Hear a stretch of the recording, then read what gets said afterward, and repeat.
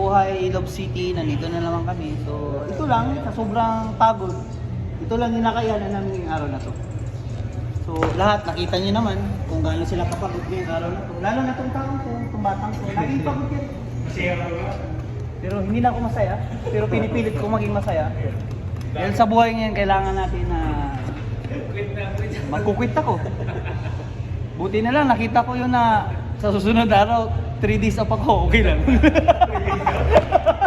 Okay lang, 3 days off. Anong araw? Saturday, Sunday, tsaka Monday.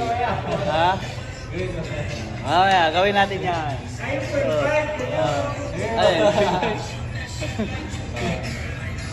Ayan.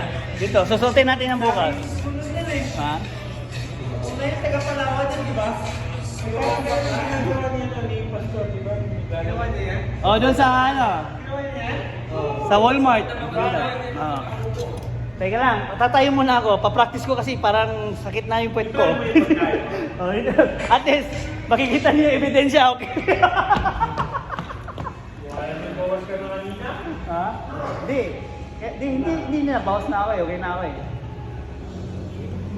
Ito lang. So, ito lang yung shop. Pag napapagod ka, pumunta lang kayo, mag-apply lang kayo dito sa shop namin. Kasi...